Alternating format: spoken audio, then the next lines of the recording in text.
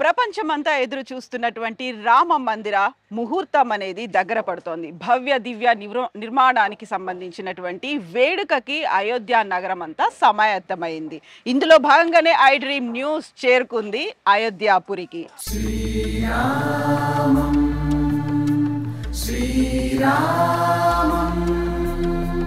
మనం మాట్లాడుకోబోతున్నాము Anuradha timbers international సంబంధించి. ఇక్కడ అయోధ్య రామ మందిర నిర్మాణంలో భవ్య దివ్య నిర్మాణంలో భాగంగా వాళ్ళు నిర్మించినటువంటి మహాద్వారాల గురించి మనం మాట్లాడుకోబోతున్నాం. సో చక్కటి పెద్ద పెద్ద ద్వారాలు అయితే మనం చూసాము, మీకు కూడా చూపించబోతున్నాం. వాటి మీద చక్కగా చెక్కారు అనమాట. రకరకాల శిల్పకళాకారులు అందరూ ఇక్కడికి వచ్చి వాటి మీద చక్కటి శిల్పాలను చెక్కారు. అవన్నీ మనం ఇవాళ ఐ డ్రీమ్ ప్రేక్షకులకి దగ్గరుండి చూపించబోతున్నాము.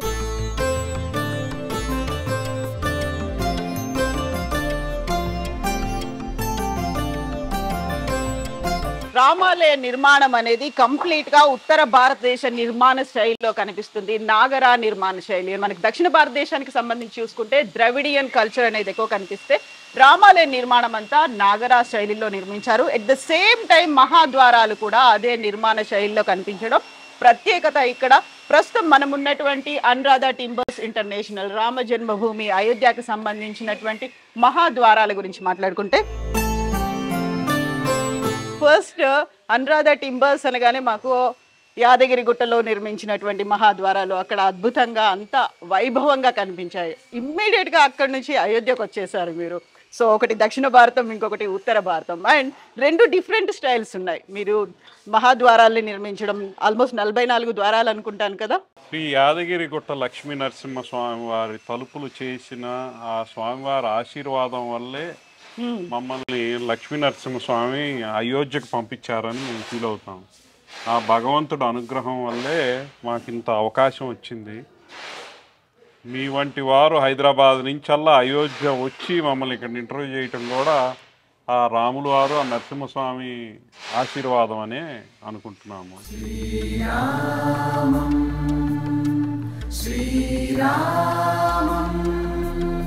మీరు చేస్తున్న ఈ చక్కటి పనికి దేశవ్యాప్తంగా మీ వైపే చూస్తున్నారు సార్. ఎలాంటి రామరాజ్యంలో బిల్డ్ అయిపోతున్న ఈ టెంపుల్ కానీ ఈ శిల్పకళాకారులు చేస్తున్న పని కానీ ఎలా ఉండబోతుందని ప్రపంచం అంతా మీ వైపే చూస్తున్నారు. అందులో భాగంగా మేము వచ్చాము. మీరు అన్నట్టు ఇది దైవాశీస్సులు. ఎగ్జాక్ట్లీ. యాక్చువల్గా అక్కడి నుంచి ఇక్కడికి అయోధ్యకి రావడం, రామ జన్మభూమికి రావడం, రామ మందిర నిర్మాణాన్ని చూడడం, ప్రారంభోత్సవం, ఇవన్నీ అదృష్టం ఉంటే తప్ప కాదు. రాముడు పిలిస్తే తప్ప ఇక్కడికి రామనుకుంటాం. బట్ మీరు ఇందులో ఈ ఒక మహద్భాగ్యంలో 1000 ఏళ్ల పాటు నిలిచి ఉండేటువంటి నిర్మాణంలో మీరు భాగస్వాములు అయ్యారు. మాకంటే మించిన అదృష్టం మీది కదా. సార్ చెప్పండి సార్, అంటే ఈ 44 ద్వారాలు అని చెప్పారు. 44 ద్వారాలు ఇంక్లూడింగ్ గర్భగుడి కూడానా? గ్రౌండ్ ఫ్లోర్లో 18 తలుపులు, ఇందులో 14 బంగారు తాపడం జరుగుతుంది. ఇప్పుడు ప్రాణ ప్రతిష్టకు సంబంధించి మేము ఫిక్సింగ్ రేపటి నుంచి మొదలు పెట్టేస్తున్నాము. ఆఖరి ఘట్టం అది. బంగారం సెక్యూర్డ్ వేర్ హౌస్లో ఇప్పుడు బిగిస్తున్నారు. రేపు మధ్యాహ్నం 3:30 నుంచి మేము గుడి లోపల పర్మనెంట్గా తలుపులు బిగించేస్తాము. అందుకనే బాగా పని ఒత్తిడిలో ఉన్నాము. అయితే శ్రీరాములు వారికి కావలసిన అన్నీ కూడా సమయానికి అందుతున్నాయి. అది గొప్ప విషయం. మాకు వచ్చిన అతిపెద్ద ఛాలెంజ్ ఏంటంటే చాలా తక్కువ సమయంలో మేము ఇంత పని చేయాల్సి వచ్చింది. చేయగలిగాము. స్వామివారి ఆశీర్వాదం వల్ల రేపు మేము సక్సెస్ఫుల్గా బిగించేస్తే మాకు చాలా మీరు అనుకున్న పని విజయవంతంగా రాములవారి ఆశీస్సులతో. సార్ అయితే మనకి ఇక్కడ వెనక కనిపిస్తుంది కదా, ఈ పర్టికులర్ తలుపు ఎక్కడ ఫిట్ చేయబోతున్నారు సార్ టెంపుల్లో? ఇవి మండపాల్లో వస్తాయి. ఇదే డిజైన్. సుమారు 12 తలుపులు ఇటువంటి నగిషీలతో గుడి చుట్టూతా ఉన్న అన్ని మండపాలు, ద్వారం, లోపలికి వెళ్ళే దారి, గుడి మండపం, నృత్య మండపం, ఈ మండపాలన్నిటికీ కూడా ఈ తలుపే వస్తుంది. ఇదే డిజైన్ రకరకాల ఎత్తులు, రకరకాల వెడల్పుల్లో తయారు చేశాము. ఎక్కడ ఉన్న ద్వారం దగ్గర ఉన్న ఓపెనింగ్ను బట్టి ఇది డిజైన్ ప్రకారం ఇదే డిజైన్ రిపీటెడ్గా వస్తుంది. ఇప్పుడు ఇది ఈ పర్టికులర్ తలుపు సార్ అంటే ఎక్కడ వస్తుంది? ఏ టెంపుల్కే వస్తుంది? టెంపుల్ ఫిట్టింగ్ అనేది లోపల మండపం తలుపు, మండపం తలుపుకి. సార్ దీని హైట్ ఎంత ఉంది సార్? ఇది 9 అడుగులు 9 అంగుళాలు ఎత్తుంది, సుమారుగా 5 అంగుళాల మందం. రకరకాల వెడల్పుల్లో ఈ తలుపులు మేము తయారు చేసాం. అన్నిటికీ సేమ్ ఇలాగే గజరాజులు వచ్చేటట్టు, గజరాజులు, పద్మం, దేవతామూర్తులు, నగారి శైలు లతలు ఇవన్నీ కూడా దీనిలో చెక్కించడం జరిగింది. సార్ మనం మామూలుగా చూస్తే అప్పటి కాలంలో ఇదే ఈ హైట్లో ఒకటి చెక్కాలి అంటే, తలుపు చెక్కాలి అంటే నాకు తెలిసి సంవత్సరాలే పట్టుండొచ్చు. కానీ ఇప్పుడున్న టెక్నాలజీతో నాకు తెలిసి కొంచెం త్వరగానే అయి ఉండొచ్చు. బట్ ఎంతమంది శిల్పకారులు ఇది చెక్కారు, ఎంత టైం పట్టింది సార్? టెక్నాలజీ ఏం వాడలేదండి ఇందులో, పూర్తిగా చేత్తోనే చెక్కడం జరిగింది. ఇదంతా కూడా చేత్తో. అయితే మాకున్న హ్యాండ్ టూల్స్, మోడర్న్ ప్లేనర్స్ ఇటువంటి వాటితో మేము మిగతా వర్క్ అంతా కూడా స్పీడ్గా చేయగలిగాము. ఒక చెక్కడంకి వచ్చేసరికి ఇటువంటివన్నీ కూడా చేత్తో చేయవలసిందే. అదంతా కూడా మా మహాబలిపురం, కన్యాకుమారి టెంపుల్ కార్వర్స్ అంతా కూడా చేత్తోనే చెక్కారు. అందుకే మాకు ఒత్తిడి. బట్ షిఫ్ట్ సిస్టంలో 24 గంటలు పనిచేసి దీన్ని అంతా ప్లాన్ డివిజన్ అంతా చేసుకొని సమయానికి పూర్తి చేయగలిగాము. అదే పెద్ద రికార్డ్. ఇందులో ఎంతమంది ఇన్వాల్వ్ అయి ఉంటారు సార్ శిల్పకారులు? సుమారుగా 60 మంది కార్పెంటర్లు, కార్వర్లు, పాలిష్ టీము, లాజిస్టిక్స్ టీము, మళ్ళీ మా ఇదంతా సూపర్వైజ్ చేయడానికి అందరూ కలిపి టీం వర్క్. ఇది 24/7. ఎన్నేళ్ళు సార్? ఎన్నేళ్ళ వరకు? జూన్ నుంచి మొదలు పెట్టాము. ఇప్పుడు రేపటికి మేము ఫిట్ చేయటం మొదలు పెడితే అప్పుడు ఫస్ట్ స్టేజ్ అవుతుంది. ఇంకా చాలా చేయాలి, ఇంకో సంవత్సరం పని ఉంటుంది. సో రామ్ మందిర నిర్మాణం అనేది, మందిర కన్స్ట్రక్షన్ అంతా ఒక 1000 ఏళ్ల పాటు ఉండేలా నిర్మించారు అంటే సేమ్ మహాద్వారాలు కూడా 1000 ఏళ్ల పాటు ఉండాలి. సో అందులో మీరు తీసుకున్నటువంటి జాగ్రత్తలు ఏంటి? పర్టికులర్గా ఇలాంటి కొంచెం ఫిల్ చేయడానికో లేకుంటే వాటి లప్పం వర్క్ అనేది ఉంటుంది, అది యూస్ చేయలేదు. At the same time only wood మీద బ్రాస్ అండ్ గోల్డ్, అంతే కదా? సో స్టీల్ లేదు, ఎక్కడ ఐరన్ అయితే కనిపించలేదు. సో వ్యూవర్స్ కోసం ఇక్కడ ఇది ఉందంతా బ్రాస్ పెట్టారు అండ్ లోపల కనిపిస్తున్నటువంటి మేకులు కూడా బ్రాస్తో ఉన్నవే, ఎక్కడ స్టీల్ కానీ ఐరన్ కానీ యూస్ చేయలేదు. వీటిని ఫిట్ చేయడానికి యూస్ చేస్తున్నారు. అట్ ద సేమ్ టైం దీని కంప్లీట్ అయిన తర్వాత మొత్తంగా బంగారు పూత కూడా ఉండబోతోంది. సో అదేం టఫ్ టాస్క్ అనిపించలేదా మీకు? ఇప్పుడు పురాతనమైన పద్ధతిలోనే ఈ ద్వారాలు చేయటం జరిగింది. ఎందుకంటే బేసిక్గా మేము అత్యంత క్వాలిటీ కర్ర వాడాము. ఎందుకంటే తర్వాత ఒకసారి భక్తులు గుళ్ళోకి వెళ్ళాక ఏ రోజు కూడా దాన్ని తీయటానికి మెయింటైన్ చేయడానికి కూడా కుదరదు. అందుకని ఒక 1000 సంవత్సరాలు ఉండే విధంగా వుడ్ మొత్తం హై క్వాలిటీ సెలెక్ట్ చేసాము. బలార్షా నుంచి టీక్ వుడ్. బలార్షాలో వచ్చిన టీక్ వుడ్ని మేము ప్రతి పీసు కూడా ఇటువంటివన్నీ సింగిల్ పీసులు సెలెక్ట్ చేసి జాగ్రత్తగా క్వాలిటీ మెయింటైన్ చేసాము. ఆ తర్వాత ఈ చెక్కడం కూడా చాలా ఫైన్గా చేత్తో చెక్కడం జరిగింది. ఈ మెటీరియల్ అంతా కూడా ఒక 1000 సంవత్సరాల పాటు ఏమీ చెక్కు చెదరకుండా ఉండే విధమైన క్వాలిటీలు మేము సెలెక్ట్ చేసి ఇందులో పెట్టడం జరిగింది. సో బలార్షా నుంచి టేకు అనేది తీసుకున్నప్పుడు ఒక ఫైన్ క్వాలిటీ ఉండాలి అంటే ఎన్నేళ్ల చెట్టు అది? టేకు అనేది 1000 ఏళ్ల పాటు నిలవాలి అంటే అంత దృఢత్వం ఉండాలి కదా ఆ టేకు కూడా. 80 నుంచి 100 సంవత్సరాల వయసు ఉన్న, ఇంకా ఎక్కువ ఉన్న చెట్లు దొరికితే బాగుండు, కొన్ని దొరికాయి. 80 నుంచి 100 సంవత్సరాల వయసు ఉన్న చెట్లు, అందులో కూడా ఒక 100 చెట్లు ఉంటే 100 మొద్దులు అనాలి. మేము చెట్లు అనకూడదు, మేము చెట్టు కొట్టలేదు. 100 మొద్దుల్లో నుంచి ఒక 20 మాత్రమే సెలెక్ట్ చేసి ఆ 20లో కూడా ఒక 20% మెటీరియల్ మాత్రమే ఈ గుడికి వాడటం జరిగింది. ఓకే. సో మనం ఇంతకుముందు మాట్లాడుకున్నట్టుగా ద్రవిడియన్ స్టైల్కి నాగరా స్టైల్కి కూడా డిఫరెన్స్ అనేది ఉంటుంది. మనకి ద్రవిడియన్ స్టైల్లో ఎక్కువగా పద్మాలు కనిపిస్తాయి అండ్ దశావతారాలు కనిపిస్తూ ఉంటాయి. ఇక్కడ మాత్రం దేవతామూర్తులు ఉంటారు, బట్ లతలు పువ్వులు ఇవి ఎక్కువ ఉంటాయేమో, అంతేనా? అవునండి. ఇప్పుడు భారతదేశం అంతా రకరకాల శైలిలో, నగారా ఉత్తర భారతం అంతా నగారా శైలి, దక్షిణ భారతం అంతా ద్రవిడ శైలి, అట్లాగే ఒరిస్సా కోనార్క్ సూర్య దేవాలయం, జగన్నాథ మందిరం ఇవన్నీ కూడా వేసారి శైలి. ఇప్పుడు మాకు ఏ పని ఇస్తే అది చేయాల్సిన బాధ్యత మా మీద ఉంది కాబట్టి ఈ డిజైన్లన్నీ కూడా చంద్రకాంత్ సోంపుర ఆర్కిటెక్ట్ వాళ్ళు ఎన్నో సంవత్సరాల క్రితం ఈ గుడికి సంబంధించిన అన్ని డిజైన్లు గీసి ఫైనల్ చేసేసారు. ఈ సుప్రీంకోర్టు తీర్పు వచ్చాయి కానీ మళ్ళీ మమ్మల్ని ఐడెంటిఫై చేసినప్పుడు మాకు ఈ పని అంతా కూడా ఈ డ్రాయింగ్స్ అన్నీ ఇష్యూ చేసింది ఆ ఆర్కిటెక్ట్ ఇచ్చిన డ్రాయింగే ఫైనల్గా టాటా, ఎల్ఎన్టీ, అయోధ్య ట్రస్ట్ వీళ్ళందరూ కూడా అప్రూవ్ చేసి మళ్ళీ మాకు ఇచ్చిందే యాజ్ ఇట్ ఈస్గా మేము ఇంత మార్పు కూడా లేకుండా చెక్కించడం జరిగింది. యాజ్ ఇట్ ఈస్ గా అవే డిజైన్స్ రూపొందించాలి. అయితే ఇప్పుడు రామ మందిర నిర్మాణం ఎంత ప్రతిష్టాత్మకంగా ఉందో వాటికి సంబంధించినటువంటి మహాద్వారాలు ఇవన్నీ నిర్మించడానికి కూడా పెద్ద ఎత్తున టెండర్లు వచ్చి ఉంటాయి. అక్కడే ఫుల్ కాంపిటీషన్ అనేది కనిపించి ఉంటుంది కదా. భగవంతుడు అనుగ్రహం అనుకోవాలి. భారతదేశంలో ఎన్నో కంపెనీలు ఎంతో మంది ఉన్నారు. అయితే మేము చేసిన పాత పనులు చూసి మాకున్న ఈ ఇంట్రెస్ట్ పర్టికులర్గా మేము ఎంతో ప్యాషనేట్గా చేయటం అనేది వాళ్ళు అబ్జర్వ్ చేసి మళ్ళీ మాకున్న టీం వీళ్ళందరినీ చూసి ఇంటర్వ్యూ చేసి మమ్మల్ని సెలెక్ట్ చేశారు. సరే, ఒక్కొక్క తలుపు ఎంత వెయిట్ ఉంటుంది? సుమారుగా 800 నుంచి 1000 కిలోల బరువు ఉంటుంది. పెద్దవి, చిన్నవి ఒక 500-600 కిలోలు ఉంటాయి. ఓకే సార్, మీ వెనక కనిపిస్తుంది కదా ఆ తలుపుకి ఈ పర్టికులర్ డిజైన్ ఫైనలైజ్ చేయడానికి మామూలుగా బ్లూ ప్రింట్స్ 3-4 తీసుకొని ఉంటారు కదా, డిజైన్ ఇదా అని. అలా ఎన్ని డిజైన్స్ తర్వాత ఇది ఫైనలైజ్ అయ్యింది సార్ మీ వెనకాల ఉన్న తలుపు?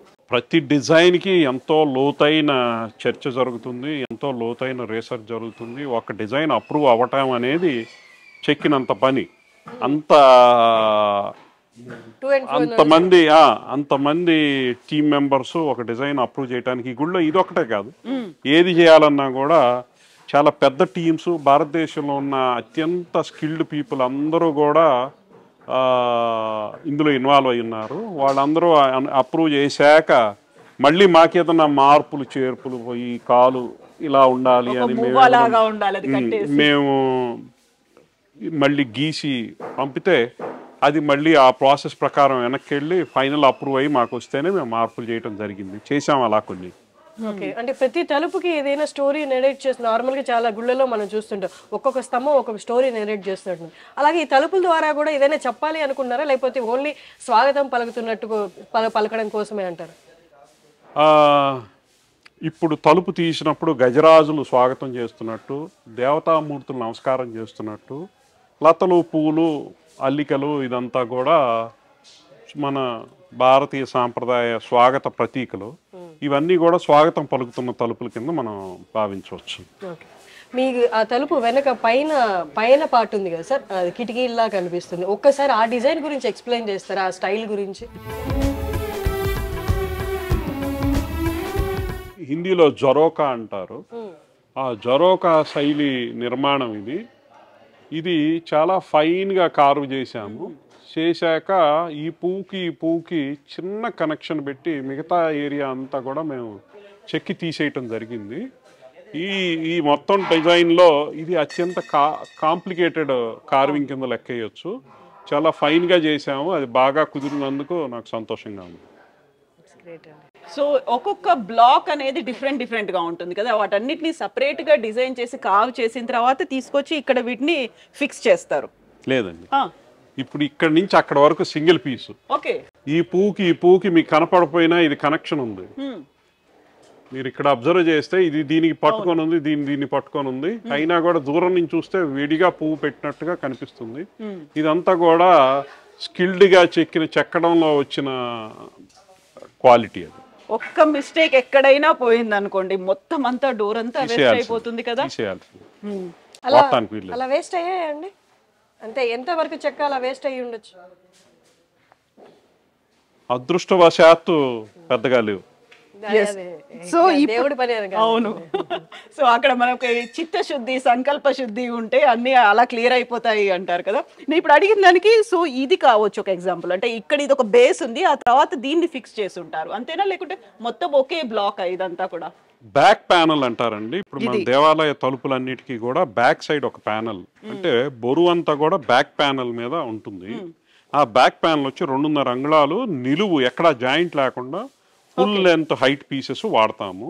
ఆ పైన ఉన్నది ఇప్పుడు ఈ కనపడే ఈ నగిషి అంతా కూడా ఈ చెక్కడం అనేది ఫ్రంట్ ప్యానల్. అంటే ఇది వేరుగా ఇంకొక పీస్, ఇదంతా కూడా దాని మీద మేము ఫిక్స్ చేయటం జరుగుతుంది. ఓకే, ఆ ఫిక్సింగ్ కూడా వాడిన మెటీరియల్ కేవలం కలప మాత్రమే, కలప మాత్రమే. ఇంకా అందులో నో ఫారిన్ మెటీరియల్ అనేది అసలు ఏది వాడలేదు ఇంకా. అంటే ఇనుము, స్టీలు అవి వాడలేదు. బ్రాస్ వాడతాము, వుడ్ జాయినరీ ఎక్కువ వాడు. Okay, yes. ఇప్పుడు గర్భగుడి ద్వారాలు అయితే ఆల్రెడీ టెంపుల్కి వెళ్ళిపోయాయి. ఇప్పుడు అక్కడ ఒక్కసారి ఆ డిజైన్ గురించి ఎక్స్ప్లెయిన్ చేస్తారా? గర్భగుడి ద్వారాల డిజైన్ గురించి, శైలి గురించి. మయూరం అన్ని గర్భగుడి తలుపులు 12 అడుగులు ఎడల్పు, 9 అడుగులు ఎత్తు, ఫోల్డింగ్ మోడల్లో ఆ డిజైన్ చేయడం జరిగింది. ఎందుకంటే మిగతా గుళ్ళల్లోకి ఇప్పుడు కట్టే మోడర్న్ గుడికి భక్తులు విపరీతంగా వస్తే దర్శనం చేసుకోవటానికి స్వామివారి తలుపు వెడల్పు ఉండాలి అనే ఆలోచనతో వాళ్ళు అంత పెద్ద డిజైన్ పెట్టారు, అంత వెడల్పు పెట్టారు. 12 అడుగులు వెడల్పు ఫోల్డ్ అయ్యే విధంగా తలుపు తయారు చేశాము. ఆ తలుపుకి 5 అంగుళాల మందం పూర్తి బంగారం ప్లేటింగ్ జరగబోతుంది. సో బంగారు ప్లేటింగ్ కూడా అనురాధ టింబర్స్ మీరే చేస్తున్నారు? మేము బంగారం వాళ్ళు కలిసి కోఆర్డినేట్ చేసి చేస్తున్నాము. ఓకే, అది ఎక్కడ అండి బంగారం వాళ్ళు చేసిన వాళ్ళు? వాళ్ళు ఎక్కడ నుండి? ఇప్పుడు ఫుల్ గుడి లోపల మీడియా అన్ఫార్చునేట్లీ నాట్ అలౌడ్. గుడి లోపల సెక్యూర్డ్ రూమ్ లో పని జరుగుతుంది. నేను ఇప్పుడు ఈ ఇంటర్వ్యూ అవగానే అక్కడికి వెళ్ళబోతున్నాను. సో బంగారు ప్లేట్ చేస్తున్నారు కదా, ఆ ప్లేటింగ్ అంతా ఎక్కడి నుంచి వచ్చారు వాళ్ళు? తెలుగు రాష్ట్రాల నుండా లేకపోతే ఎక్కడి నుండా? వారు ఉత్తర భారతదేశం వాళ్ళు, తనిష్కో కంపెనీ అనుకుంటాను, లేదా వారికి సంబంధించిన వాళ్ళు అది మానిటర్ చేస్తున్నారు. Okay okay. అది బరువు ఎంత ఉంటుంది సార్? గర్భగుడి ద్వారాల బరువు ఎంత ఉంటుంది? ఒక్క గర్భగుడి వరకు సుమారు 1000 నుంచి 1500 కిలోల బరువు కలపతో కలిపి ఉండొచ్చు. అందులో బంగారం ఎంత వాడతారో నాకు కరెక్ట్గా తెలియదు. ఓకే. ఆ కలప సపరేట్గా గర్భగుడి కాబట్టి అదేమైనా స్పెషల్గా ఎక్కడి నుంచి తెప్పించారా, లేకపోతే ఇప్పుడు మనకు వచ్చినవన్నీ కలప వచ్చిన దగ్గర నుంచి అది కూడా వచ్చింది? ఇదే కలపండి, కానీ సెలక్షన్ చేసేటప్పుడు చాలా చాలా ఫైన్గా సెలెక్ట్ చేసాము. కార్వింగ్లో కూడా చాలా సమయం బట్టే లోతైన ఫైన్ కార్వింగ్ చేసాము గర్భగుడికి. బట్ ఇంత చెక్క దొరకడంలో అంటే తీసుకురావడంలో ఎక్కడైనా తక్కువ అవ్వడం కానీ అలా ఏమైనా జరిగిందా సార్? దొరకపోవడం ఇబ్బంది పడుతున్నామండి. కలప కావాల్సినంత దొరకట్లేదు. అది కొంచెం లేట్ అవటానికి కారణం కూడా అదే. Okay okay. మనం ఇందాక మీరు చెప్పినట్టు ఎక్కడి నుంచి సార్ తీసుకొచ్చి? బలాషా నుంచి కాకుండా ఇంకేదైనా చోట్ల నుంచి తీసుకొచ్చారు? అది central building research institute, forest research institute Dehradun వాళ్ళందరూ కూడా సెలెక్ట్ చేసిన వుడ్ అది. ఇక్కడ ఏది కూడా అంతమంది ఇన్వాల్వ్ అవ్వంది జరగదు. సో ఇప్పుడు మేము కలప అయితే అక్కడి నుంచి తీసుకొచ్చారు, మీరు హైదరాబాద్ నుంచి వచ్చారు. దెన్ వాట్ అబౌట్ ఇక్కడ ఉన్నటువంటి కళాకారులు? వాళ్ళు కొన్ని నెలల నుంచి వర్క్ చేస్తున్నారు, వాళ్ళు ఎక్కడి నుంచి వచ్చారు? వీరందరూ కూడా తమిళనాడుకు చెందిన కన్యాకుమారి, మళ్ళీనేమో మన రామేశ్వరం ఈ ప్రాంతాల నుంచి వచ్చారు. వాళ్లే యాదగిరి గుట్టకు కూడా వాళ్లే పనిచేశారు. మా కంపెనీ తరపున వీళ్ళు ఎన్నో సంవత్సరాల నుంచి మేము చేసే అన్ని పనుల్లో ఇదే టీం ఇన్వాల్వ్ అయి ఉన్నారు. Okay okay. So first Yadagiri Gutta, తర్వాత అనంత పద్మనాభ స్వామి అండ్ రాముల వారు ఉన్నారు. సో నెక్స్ట్ ఏంటి అంటే ఆల్రెడీ భగవంతుడు ఎక్కడ పంపితే అక్కడికి వెళ్తాం. సో ఇప్పటికైతే ఏం లేదు, జస్ట్ వెయిటింగ్ ఫర్ భగవంతుడి ఆజ్ఞ. ఇంకా ఇక్కడ పని ఉంది కదా, ఇంకా అవ్వలేదు. మేము సగంలో అయిందంతా కేవలం ఒక ఫస్ట్ ఫ్లోర్, గ్రౌండ్ ఫ్లోర్ మాత్రమే, ఇంకా 2 ఫ్లోర్లు ఉన్నాయి. ఇంకా సంవత్సరం పని ఉంది. సో 3 అంతస్తుల్లో నిర్మాణంలో ఇంకా సంవత్సరం అయితే కంటిన్యూ చేయాలి. చుట్టుపక్కల బిల్డింగ్స్ కూడా ఉన్నాయి కదా, పర్కోట, అచ్చగా ఈ డిజైనే కాకుండా నార్మల్ తలుపులు కూడా మేము చేస్తున్నాం. ఓకే. గుడితో పాటు నగరంలో కూడా చాలా మార్పులు జరగబోతున్నాయి. దాంట్లో మీ వర్క్ గురించి, మీ పార్టీ గురించి చెప్పరా? ఈ గుడికి సంబంధించిన పిల్గ్రిమేజ్ ఫెసిలిటీ సెంటర్లు, తర్వాత వారికి కావాల్సిన ఏ పని అయినా కూడా కలపకు సంబంధించిన వర్క్లు మాకు అప్పచెప్పిని మేము చేస్తున్నాం. Thank you so much Sharath గారు, thank you and best wishes. And thank you so much. ఇంత పెద్ద మహాద్వారాన్ని, 1000 ఏళ్ల పాటు నిలిచి ఉండేటువంటి ద్వారాన్ని రామయ్య కోసమే కాదు అందరి భక్తుల కోసం కూడా తయారు చేసినందుకు thank you so much and best wishes to you అండి. Thank you. శ్రీరామ